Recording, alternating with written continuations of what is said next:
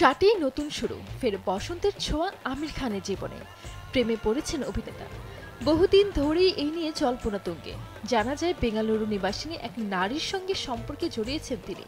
এবার নিজের ৬০তম জন্মদিনে সেই প্রেমেই সিলমোহর দিলেন অভিনেতা। জানা যায় পাত্রী ২৫ বছরের পুরনো বান্ধবী। এর আগে দুটো বিয়ে ছিল অভিনেতার। বিচ্ছেদের পরেও প্রাক্তনদের কাছাকাছি রেখেছেন তিনি। আগের মতোই বন্ধুত্ব রয়েছে দুই স্ত্রীর সঙ্গে। এদিকে মজার বিষয় হলো আমিরের প্রেমিকা আর শাহরুখের স্ত্রীর একই নাম, গৌরী। কাকতালীয়ভাবে অভিনেতার তৃতীয় প্রেমিকাও হিন্দু ধর্মাবলম্বী, যিনি পেশায় একজন প্রযোজক।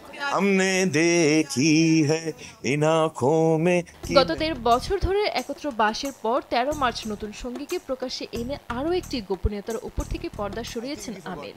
অভিনেতা জানান তিনি সবার আগে সালমান এবং শাহরুখ খানের সঙ্গে গৌরীর পরিচয় করিয়েছেন, তারপর নতুন প্রেমের কথা প্রকাশে এনেছেন। ১২ মার্চ ৩ বন্ধু একত্রিত হয়েছিলেন, সেই খবর কারোরই অজানা নয়। ১৩ মার্চ সেই গল্প সংবাদ মাধ্যমে জানিয়েছেন আমির। অভিনেতার কথায়, আমার মুম্বাইয়ের বাড়িতে শাহরুখ সালমানকে আমন্ত্রণ জানিয়েছিলাম। ওদের সঙ্গে গৌরীর আগে পরিচয় করিয়ে দিই, তারপর বাকিদের জানালাম। গৌরীর সঙ্গে প্রেম প্রসঙ্গে তিনি লাগান সিনেমার কথা উল্লেখ করেন। এই সিনেমাতে আমির অভিনেতা চরিত্রের নাম ভুবন, নায়িকার নাম গৌরী। সে কথা মনে করিয়ে দিয়ে বলেন, এতদিনে ভুবন তার গৌরীকে অভিনেতা আরও জানান ২৫ বছর আগে বেঙ্গালুরুর এই রমণীর সঙ্গে তার পরিচয়। অবশেষে সেই পরিচয় পূর্ণতা পেল। আমিরের প্রেমিকা অর্ধেক তামিল এবং অর্ধেক আইরিশ। গৌরীর দাদু স্বাধীনতা সংগ্রামী ছিলেন। নিজের জন্মদিনে সংবাদ মাধ্যমের সামনে কেক কাটার সময় প্রেমিকাকে নিয়ে এমনই নানা তথ্য শেয়ার করেছেন অভিনেতা। এদিন আমির অভিনীত আকেলে হাম আকেলে তুম সিনেমার জনপ্রিয় গান রাজা কো রানী সে প্যার হো গয়া শোনান উপস্থিত সাংবাদিকদের। কেক কাটার বেশ কিছু ছবি ছড়িয়ে পড়েছে সমাজ মাধ্যমেও। তবে অনুরাগীদের চোখে পড়েছে একটি বিষয়।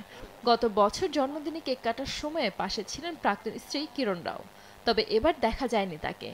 আমিরের জীবনে গৌরী এসেছেন বলে কি অনুপস্থিত কিরণ? দিল कहता है চল উনসে মিল। এই জল্পনার মাঝেই শুক্রবার সমাজ মাধ্যমে আমির এবং ছেলে আজাদের সঙ্গে তোলা বিভিন্ন মুহূর্তের ছবি অনুরাগীদের সঙ্গে শেয়ার করেন কিরণ। সেখানে আমিরকে ঠাগস অফ হিন্দুস্তান ও দাঙ্গাল সহ তার অভিনীত একাধিক সিনেমার চরিত্রের লুকে দেখা যাচ্ছে।